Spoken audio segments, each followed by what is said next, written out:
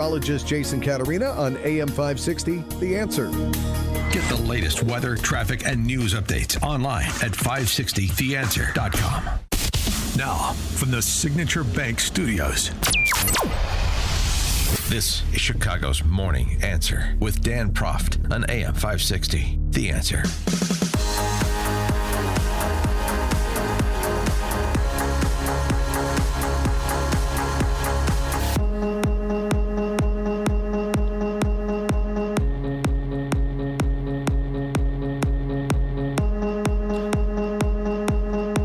Top of the morning, Dan Proft here. When we discussed his column in the New York Times, per his new book,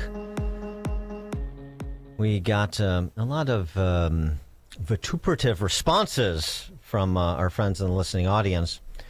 Not so keen on this assertion that we suffer in America under a tyranny of the gerontocracy and things must be done to divest senior citizens of so much power and wealth in this country. That's the argument that Sam Moyn makes, in part, reading from his piece in Harper's. He writes, of course, no one denouncing the tyranny of the old should forget how many elderly Americans have counted among the most oppressed and still do. More than 1 million Americans over the age of 80 live below the poverty line, and further millions live on fixed incomes not far above it. That is why, though there's every need to fight gerontocracy, there is no need to do so punitively. Currently in my mid-50s, I have a personal stake in what happens to older people, as my college-age daughters like to remind me. I am one of them. So I mean it when I say that curtailing the excessive authority of some has to be for the sake of all. Building a fairer system with the elderly divested of political power, wealth, and property, but guaranteed dignity and state support at the end of their lives would help everyone, including most of the aged. Our neoliberal era has pitted creativity against care, but there is no way to prize the first without enacting the second too. Of all the defects of American gerontocracy today, one of the worst is our failure to face mortality and embrace old age as a phase in nearly everyone's life, a phase that should appeal in its own way to those already in it and that should permit succession for those not yet there. After all, it's our collective future, even as our own contributions wane, that matters most. Samuel Moyn, the author of those words, and the book, I should say, available June 16th, so forthcoming, Gerontocracy in America: How the Old Are Hoarding Power and Wealth and What to Do About it. He is a Kent Professor of Law and History at Yale University. And again, the book, Gerontocracy in America, available June 16th. Professor Moyn, thanks for joining us. Appreciate it. Hey, thanks for having me, Dan. So, I think there's some, there's some agreement that can be forged when we see particularly politicians, people in positions of political power that are in their 70s, 80s, and 90s, and a disproportionate concentration. And people say, well, term limits. And I want term limits regardless of age. It's time in office. That's the problem. But when you start talking about the power that seniors have in the private sphere, and thus this is where public policy needs to intercede and start moving people's resources around a little bit, that's when I think people get a bit jumpy, I get it. I mean, I know we've all lived through the episode of Joe Biden's apparent cognitive decline, and yet right. That's not even the main risk, I think, when it comes to older politicians. It's representational fairness. So even if we're just going to talk about politicians, we should widen the frame a little bit. I mean, there's one man in the House of Representatives under 30, only 37 under 40, and there are slews of older representatives. We have a whole branch of government named after old men, the Senate. So we have a Council of Elders in addition to the House of Representatives. So I think, before we even get to the broader syndrome, which I understand people don't want to hear as much about. I think we should talk about the bigger political problem than just cognitive decline and old men and women dying in office like Ruth Ginsburg and Dianne Feinstein. But no, obviously my article raised a lot of hackles because it sounds like I'm saying older people have too much and we should take it away, and we should talk about that. Okay. Well, so give me the larger, from your perspective, the larger context beyond just the political realm. Well, so it doesn't much matter how old the folks in office are, including our judges who are remarkably old, if they just serve older people, especially older voters, and the older people who overwhelmingly pay for our elections, and the older people who have a disproportionate amount of the wealth and other forms of economic power, including the jobs they're staying in and the housing stock they're controlling. Housing is a good example. A lot of folks who are trying to build young families are priced out of major cities and can't buy homes at all. And that's because older people are, to an unprecedented extent, are staying in them, even when they don't need the space. Meanwhile, they're also almost the only people who attend the local zoning meetings where cities could decide to build senior housing and give people like new housing to downsize into. And so I think what we're looking at is just taking that example is that we're not doing the, succession very well. We all watched that show on HBO, which was apparently about one old tycoon and his grasping kids, but maybe it was about all of us, where we've got a lot of oligarchs who trend old and everyone else is like waiting their turn indefinitely. And that just is unfair, even apart from how old the politicians are. Well, okay, but I mean, so, this is going to be sort of you can't compare what we have to a utopia that's unachievable. You have to compare it to what you're proposing. And so what you're proposing, it sounds to me, is some sort of centrally planned timing out of people in their jobs and their homes or their public and their wherewithal and at some point at some sort of net worth point and at some age point money gets transferred to others, you get transferred to some sort of facility where you are conferred the space you need and no more. And then we have this, movement down age cohort that we want in terms of resources and representation. I get that fear, Dan. I mean, we have a long history in this country of fearing totalitarianism, and understandably so. I mean, we have a free country. We shouldn't lose it. However, we have a state that gathers all social resources and gives them disproportionately to older people. We already are doing redistribution. It's just redistribution towards the old. Some Democrats died in the last Congress, and that made it much easier for Donald Trump to pass the One Big Beautiful Bill, which slashed the welfare state for everyone but the old.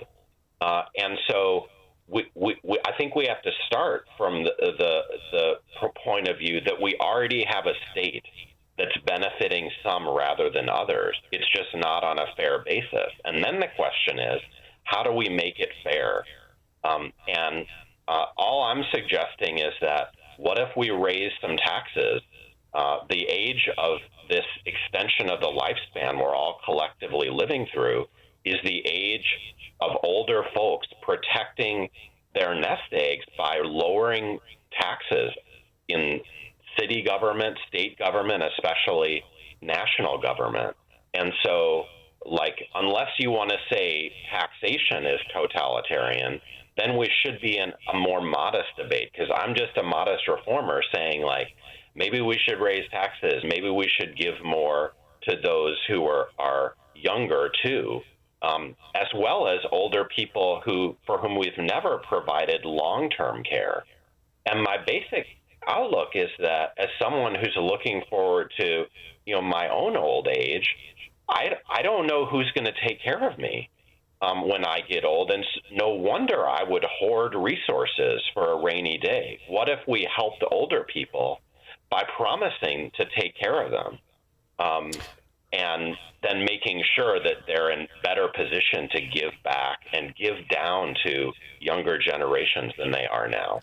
Or you can implement Zeke Emanuel's idea of 75 and out. I mean, I know he didn't propose that as like a law, but I mean, that was sort of, he sort of jarred people with the idea that he doesn't want to live past 75, and you shouldn't want to either. And, you're entitled to your view, but when you start, doing things at the point of a gun, it's a different conversation. I wonder, I mean, and I don't want the as you pointed out, I mean, we can have the sort of, address the welfare state side of it rather than growing the welfare state side of it, the sort of the free market versus more paternalistic argument, but that's too obvious. Well, one of the questions I had, though, is what you're identifying, particularly when it comes to the accumulation of resources. Is it as big a problem as you suggest it is? And by that, there's a recent study out by one of the a Fed researcher as well as a Duke University researcher, and they look at how each American generation is doing. You're obviously familiar with it, but let me just lay it out for our listeners. They looked at it and they found that millennials had a real median household income that was 20% higher than that of the previous generation. It was a slowdown from the growth rate of the silent generation, that was 36%, and baby boomers 26%, but it was similar to Gen X, which was 16%, a little bit more. They were a little bit more. The slowdown for younger generations results from stalled growth in work hours among women. Progress for millennials younger than 30 has also remained robust, though largely due to greater reliance on their parents. Additionally, lifetime income gains for younger generations far outweigh their higher educational costs.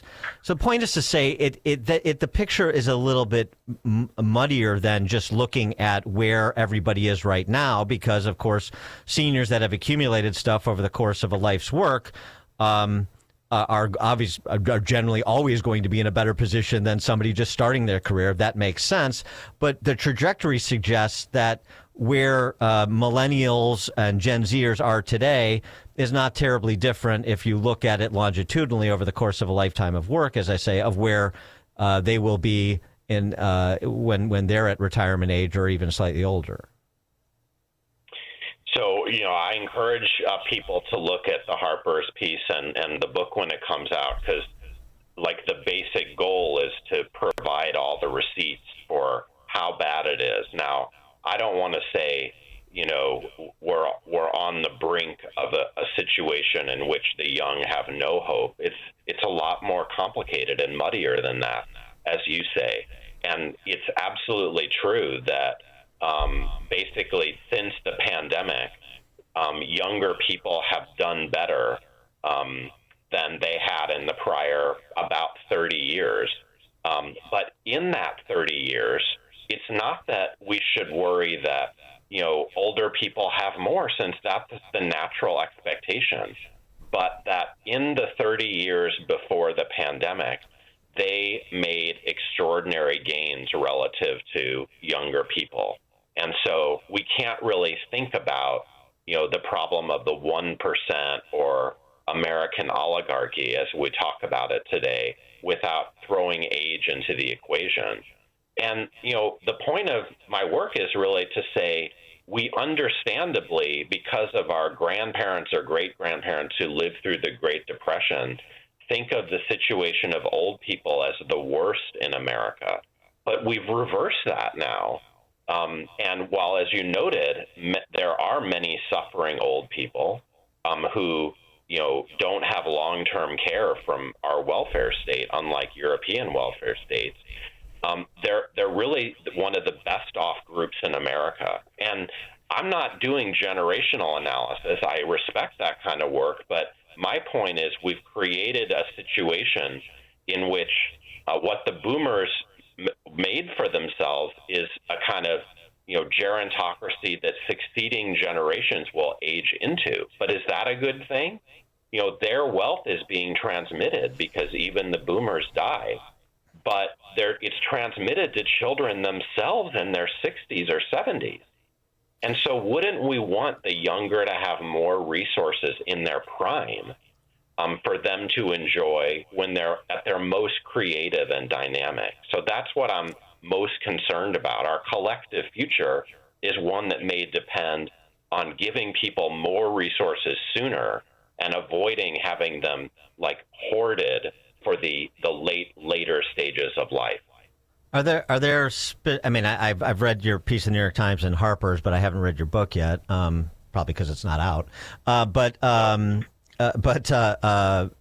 Do you have specific proposals? Are you willing to put markers down and say, this age and this distribution shall occur, and this is what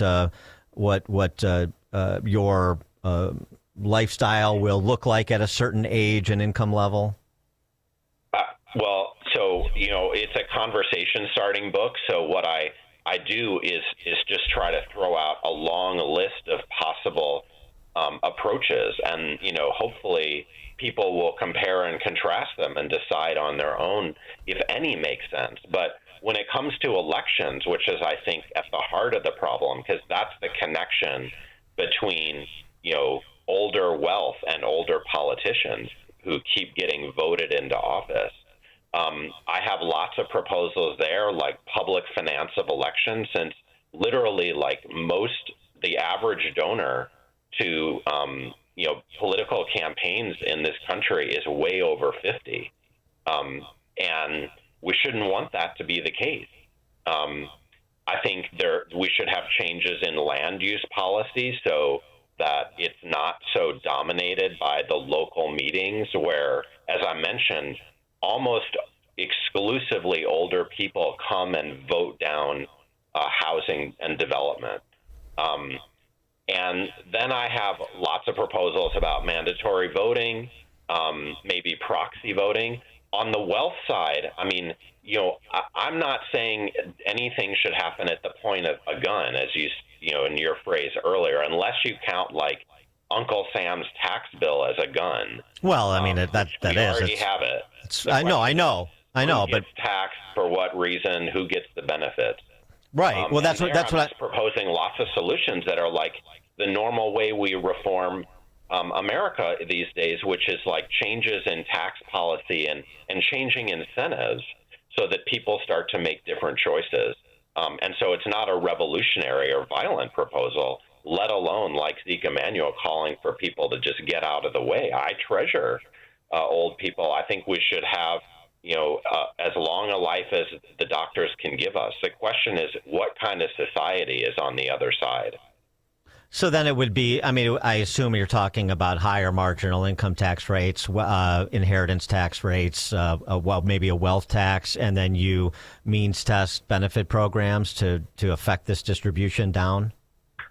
Well, I'm not sure about the last, because I think a lot of us fear that the whole reason Social Security is accepted by the American people is that it's not means tested. And so we'd have to make absolutely sure we're not threatening our welfare state by exempting the rich, who then have no incentive to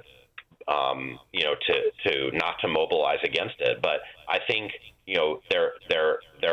we should consider everything else on your list, and then there's going to be a debate about, well, do we just treat wealth as the problem and higher taxes, or should we have various age correlated policies? You mentioned from the Harper's piece or the New York Times piece my proposal about just incentivizing older people to downsize out of the choice real estate they control so that families can live in those homes. But it's not to throw them out on the street, obviously. Rather, it's to, provide senior appropriate housing.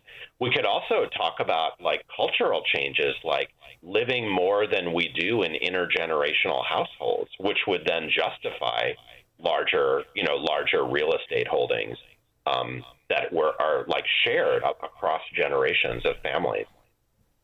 Samuel Moyn is the Kent Professor of Law and History at Yale. The book we've been discussing, Gerontocracy in America, How the Old Are Hoarding Power and Wealth and What to Do About It, and that is available June 16th. Professor Moyn, thank you for joining us. Appreciate it. Thanks a million, Dan. And he joined us on the alphawealthgroup.com answer line. This is Chicago's Morning Answer. Your show keeps me alive during the week. There's nobody I'd rather listen to between 5 and 9 in the morning than you guys. On AM 560, The Answer. Do you owe $10,000 or more to the IRS like Mark? I've been doing home remodeling for 30 plus years, but the economy crashed. I wound up losing my home, losing my job, and on